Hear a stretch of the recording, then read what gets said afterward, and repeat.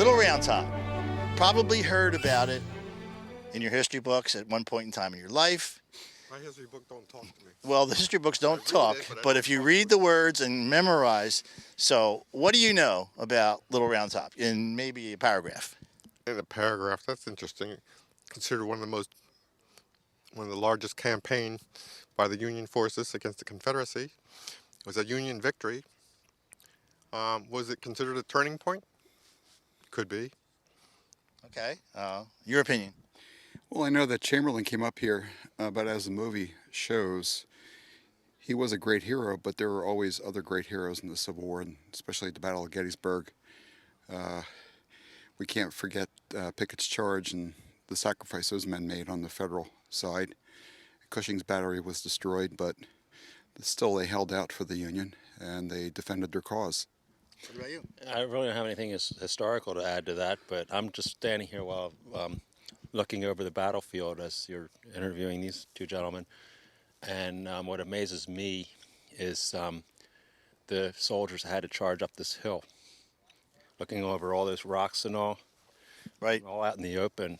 I mean, it's bravery and stuff that they had to go through to be that way to charge up against such fortifications up here. So Yeah. If any of you guys were soldiers, what do you think your feelings would be looking across this entire battlefield, seeing what was going on to your right, what was coming towards you from the center, and over in the hills behind the camera there, with Confederate troops moving in this direction? What would have been your feelings at that moment?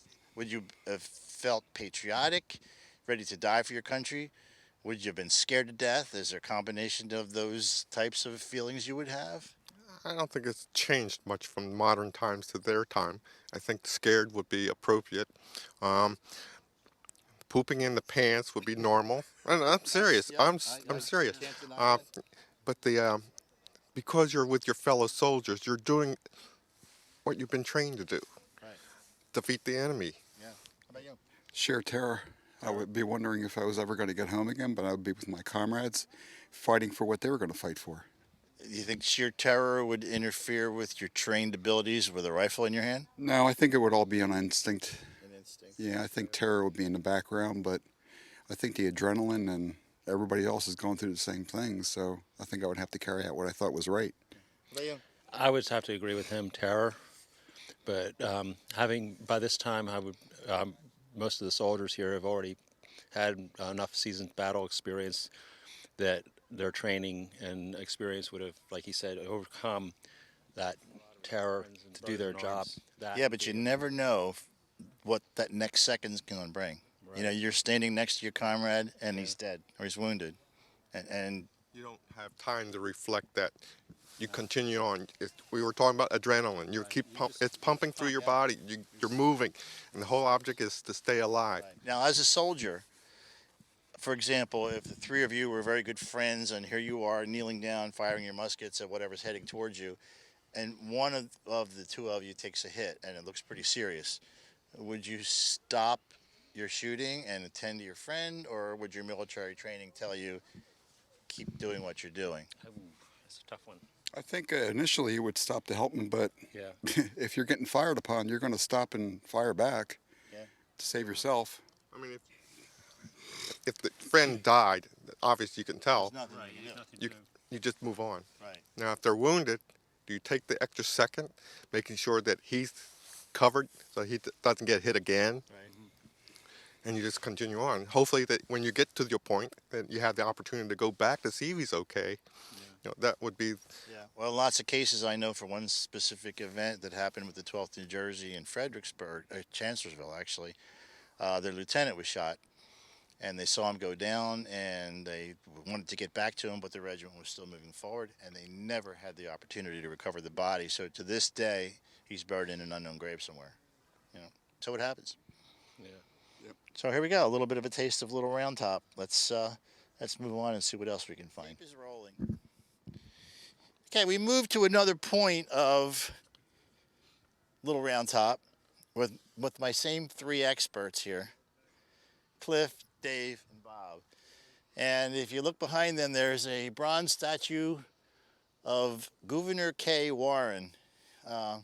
Who would like to tell our listening audience what General Warren did that day, Bob? With his engineering background, his skillful eyes, he immediately observed this hill unoccupied, and realizing the Confederate forces were down there, any moment they could take this hill, which is a strategic point in his eyes, and he thought it was just a handful of men would be able to hold off the rebels until reinforcements come up here. But he saw the value of this hill that General Meade didn't see the immediate need to get here.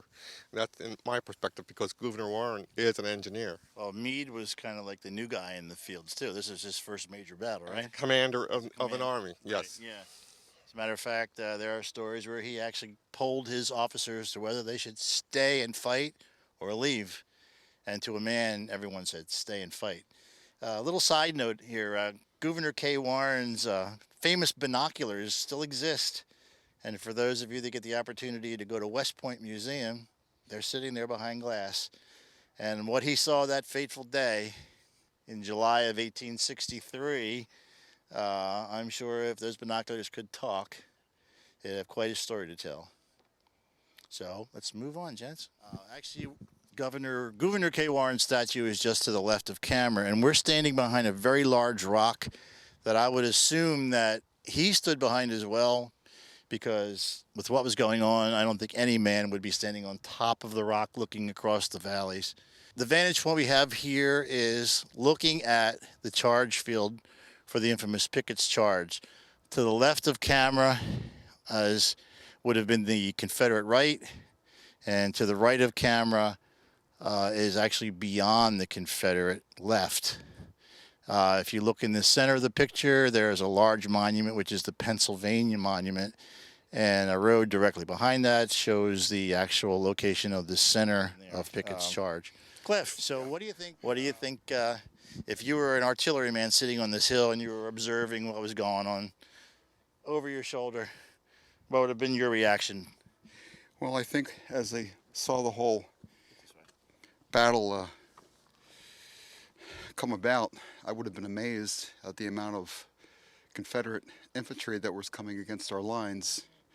I would have been hoping for the best, and you know, you have to be up here. You feel kind of a little helpless that you can't help your comrades out down there. Well, in a way, with an artillery cannon up at this point. Yeah, can, yeah, but only so much. Right. So it would have been amazing to watch the whole thing unfold. So, yeah, that's the way I would have felt. I think with me it would be a lot of emotions. I would very much have wanted to go down and help them, but also, of course, if I was to have left in a huff here, who knows what would have happened here? I could have put my fellow soldiers in danger up here by doing that if something was to happen up here. But we know now in history that nothing came over the hill after that, but it could. They didn't. Right. It could have happened, but they didn't know that. But being up here and watching what was going on down there, I would have to say I would have maybe felt helpless. Yeah, helpless is a good word. Seeing all the action. I mean, I can picture right now the dark sea. I mean, blue and gray is going to look dark from here. Sure. And I can see from here a dark sea of men and smoke from here. That it's you want to help, but you can't. Sure. It's just There was like a 2-hour cannonade before the charge. Right. How much smoke was there? How much did you actually see? Yeah, you don't. I mean, on a hot July day, how much of that smoke just lays there? Right. Well, to let the people know, when I fought the reenactments of Gettysburg, like the best one for me, having been the 125th reenactment so far, the smoke on that was just it was several thousand reenactors, but it wasn't nearly as big as that. And I remember right after that battle, the smoke was really thick. It stung my eyes. All I could taste the smoke. Yeah. And the other thing is too, like we read accounts years later, the veterans that actually fought on these fields had no clue what was going on over there or over there. A lot of them read about it 10 years later in books. It took a while for them to know. Said, "Hey, I think I was there." You know, they didn't even know. I think a lot of the divisional commanders were able to observe firsthand of where the actions were occurring. But a duty of a soldier doesn't matter if he's on the field in battle or he's off to the side. Right. He's got responsibility Exactly. in case there's a maneuver that will outflank them. And that was one thing that surprised me. There was no serious flanking movement at all. It was just a dead-on assault, consistently coming on. It amazes me. We were talking about the human emotions and the adrenaline's pumping up. It's like you ignore all what was coming around you, shells, bullets, Yeah, So it's just amazing. It really is. And the other part of the story is the 20th Maine. This is their monument. It was erected in 1888. There are 18 names on this side of the casualties of this specific day, and another 20 on the opposite side. There's a photograph somewhere in the archives of the veterans coming back here in 1888. I don't think any story about Little Round Top could be complete without mentioning the infamous charge of Joshua Lawrence Chamberlain and the 20th Maine. We are actually at that point of the battlefield. The story goes that the tenacious 20th Maine stayed on this wall, which they built, and fought off Longstreet's corps as the hills rolled down, as they came up the hills. It's a lot more wooded then than it is now. And what happened basically is they fought literally to their last bullet. And Joshua Lawrence Chamberlain gave the order to fix bayonet. If you've seen the movie Gettysburg, you might know that scene. And they charged down the hill with the Confederates. What are your thoughts, Dave? Don't mind me stepping in front of you two guys for a second. Dave, what are your thoughts on a charge like that? A charge like that amazes me. To me, it's probably one of the most underlooked, under-recognized charges during the battle.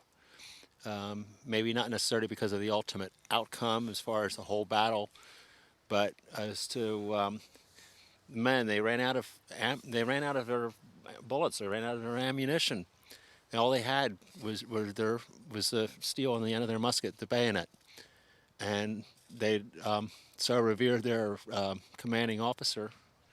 They willingly charged down this hill. That says a lot. Comments, gents? Well, if you look down these hills and the rocks that are in the way, It's a difficult move. you couldn't really go without thinking about this without respect for the men that made the charge up this hill That's true. and the men that defended it. Yeah. I mean, over and over and over again, the Confederates came up this hill. Thousands of them died, and to a man, the ammunition up here was almost non-existent right before he made his charge. And if you look at this hill and look at the charge he made through these rocks, you just can't help but think he was a hero. Besides the 20th Maine making the charge, and we were talking briefly, I think the Confederates, especially the Alabama regiment that faced the 20th Maine, were surprised as much as the assault coming down the hill. I think they were totally, amazed, and maybe the word would be more in awe. Here comes the blues coming down the hill with bayonets at them, and he says, It was out of context. "Oh yeah, Definitely was not textbook. definitely not, definitely not."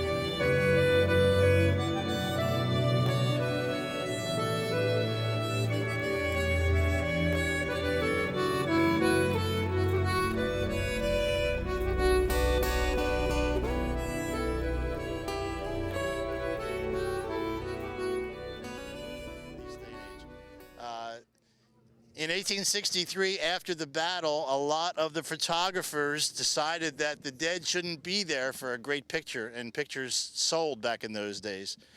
So the infamous photograph of a dead Confederate soldier that laid here after the battle, people thought that he had a great safe place to be. He happened to have been killed about 100 yards behind the camera, and the photographer Gardner dragged him over here, set up the rifle, and took the picture, which became a very famous photo.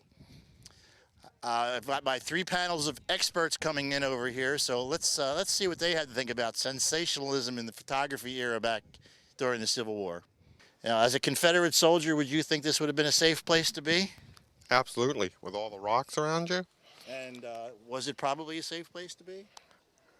No, No? no. What about the man that's lying there? He wasn't killed here.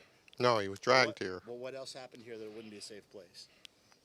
Okay, the amount of protection you needed, okay, with the incoming of shells and bullets bouncing around. That's literally bouncing around in here. And a bouncing bullet's as deadly as one fired directly Because from they the barrel. split, bullets split. Yeah. Now you got two pieces coming in. Yeah, you're going to get hurt. You really are. What about you if you were a Confederate soldier, Dave? What do you think? Think it's the safest place on the battlefield? One of the safe, yeah, I was going to say, not the safe, one of the safer places I would have thought, trying to hide behind a rock, but no, obviously it wasn't. Who knows anything about the history of Devil's Den 20, 30 years before this battle even happened? That's what we were trying to figure out. Well, because it was clear. as much as I know, Yeah. this was a place that was used for occult dealings. You know, you're talking about the 1820s, Oh, wow. 1830s. They said they used this area. A lot of the local people that believed in spirits and maybe witches and goblins and whoever came here and performed rituals. Anybody hear anything about that? Have you heard anything about that? No. No. Actually, there's stories about that. You can read about it. But obviously the battle kind of takes precedence, and most people come here to see that and don't even think about that. Let's. Wasn't the name derived from a huge snake that lived here? The devil? Well, I heard that story once. that maybe be tied to what I was just talking about. Okay. Yeah. Okay. We don't know. Yeah. I never thought about Yeah, it. no, Now never that did you either. mention it. We're gonna have to look that one up. Stay with us, folks. So-called sniper's position over there. Kind of weak when you think about it. Is it? okay? I mean, one man looking at, what are you looking at? If you're looking at the hill, I mean, what's he going to hit? Right. You know, and you got artillery coming all around you. Mm-hmm. You know, and that little wall, I don't think it's going to stop a few shells. No, and the other thing about that bothers me about that wall, we saw it from the other side a few minutes ago, and it looks nice and secure. Seeing it from this side, I'm even wondering why he even put the wall up there, because now from this angle you just see it's 2 rocks standing up out of the ground with a gap. Why would you want to even put a wall there, and how much time did you really have to put those rocks there? Right. And you know what we're talking about safest places on the battlefield. That was probably one of the least safest places. Yeah. Because anybody on Little Round Top up there could have easily Picked them off. picked them off. So I think that was more contrived for Gardner's photo I than think so anything. too. Well, we were talking earlier about possibly, I'm wondering, this is my theory, I wonder if Gardner, if he went through all the trouble to drag that soldier up here to take that shot, to pose him, what's saying that he didn't build that wall too? Right. To make a dramatic picture. They might have firmly believed that they were safe, Yeah. you know, behind a rock, you know. That's my thought. Yeah. Yeah. I agree. I think I we're agree. done.